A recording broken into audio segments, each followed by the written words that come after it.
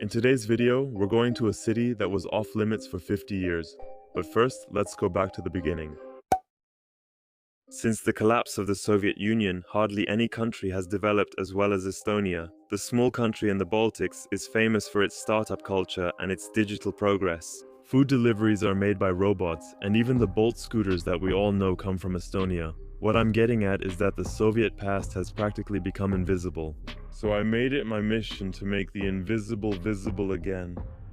For that, I drove 3 hours to the east of the country, to a former closed city of the Soviet Union called Sillamäe. No one was allowed to enter this city for over 50 years or leave it without permission.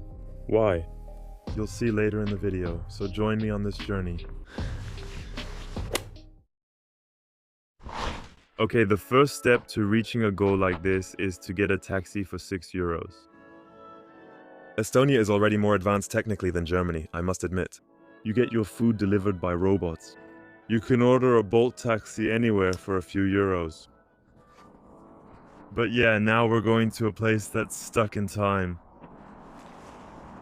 Guys, it's gonna be a very exciting journey, so get ready.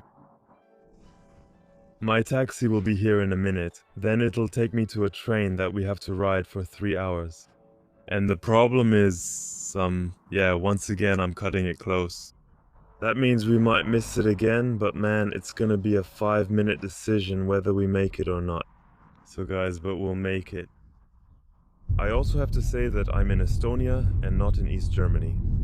The weather, the food, it's unreal. I want more. Yeah. In a week? Of course, when you're in Estonia, yeah. Yeah. Kyrgyz, Kazakh, do you know who that is? Yeah. Do you know who Genghis Khan is? Yes. Genghis Khan, right? Yes, of course. Anyway, do you understand? After him. Ukraine and Russia too. It'll be fun. In Germany. In the Czech Republic, in Poland, in every country, it doesn't matter. That's what people vote for. We had a great taxi driver. I recognized his name and knew he was Kyrgyz. And then he started telling us, Kyrgyzstan and Kyrgyzstan are one and the same. And Ukraine and Russia are the same. And we're all brothers and so on. It was funny. Now let's continue. We've arrived. Now we're in the middle of nowhere again. Because now we're taking the bus to Sillamäe. Guys, we have a problem. I don't know when the bus arrives and we have 10 minutes left.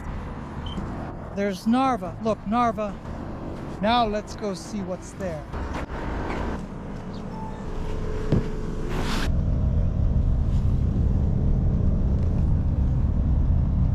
After a 3-hour drive, we're finally here in Sillamäe. And now we still have to walk another half hour to get to the city center. On the way into the city, we immediately see a monument to the Red Army, the Soviet Army. Perfect. That commemorates the fallen soldiers. There we can already see. We are out of Tallinn. Let's keep going, friends. Another 20 minutes straight ahead. Friends, we've reached the closed city of Sillamäe. For decades, tourists weren't allowed in here, so I'd like to share a few words about it.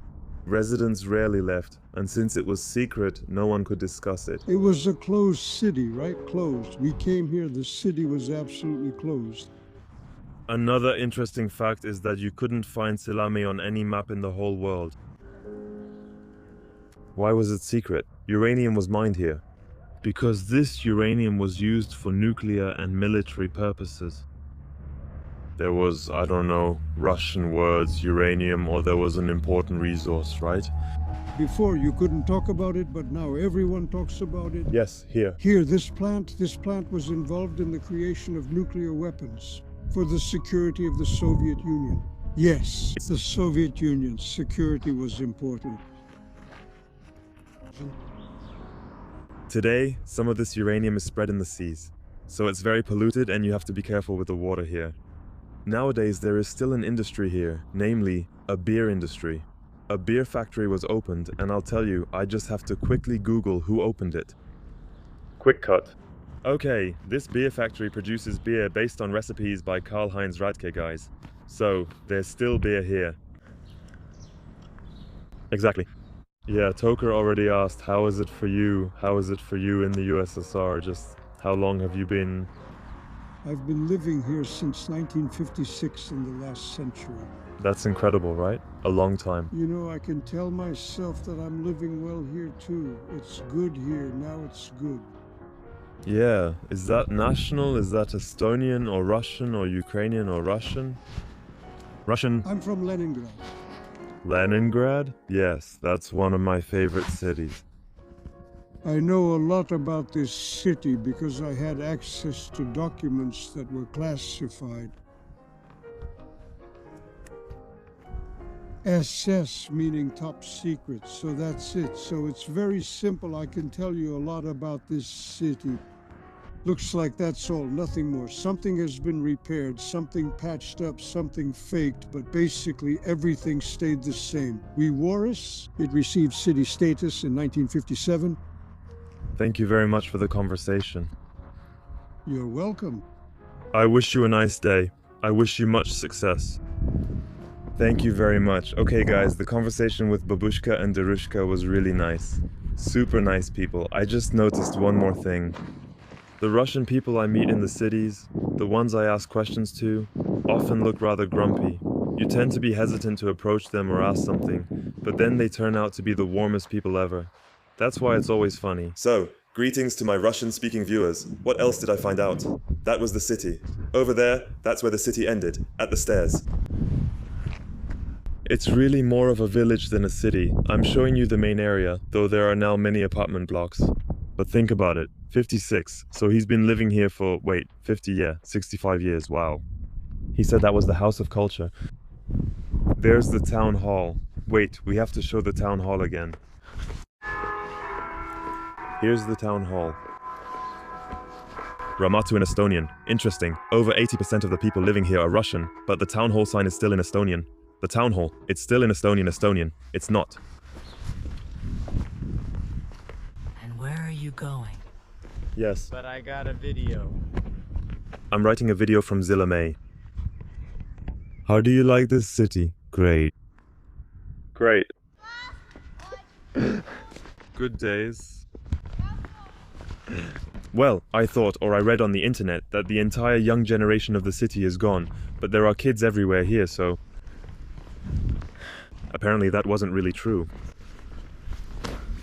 Okay friends, up there you can still see this empty circle. Back then, there was probably the hammer and sickle or the red star of the Soviet Union. But apparently they also want to distance themselves a bit from history, because no matter which building you see, these stars have been removed. Now the city is tiny, guys. I've reached the end now. Earlier, I wanted to tell you something about the city on the stairs. We're already near the end after just a 5-minute walk. You can blame the Soviets for whatever you want, but I think they were actually able to build cities, at least to some extent. At least I like the center here, or back then, it was actually the whole city.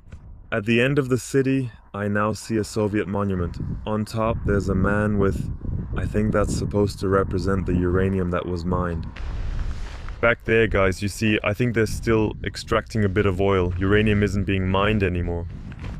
There's also no army anymore that needs to be supplied with uranium. But look at that. I really like it here. You can go swimming back there. The city really has flair, guys. It's hard to imagine that back then the city was mainly used to support the war. Yeah, back there you can still see a bit of the industry. The industry is still there, but here it's more of a beach, vacation vibe. The old man also told me that the city has now expanded in all directions. Yes.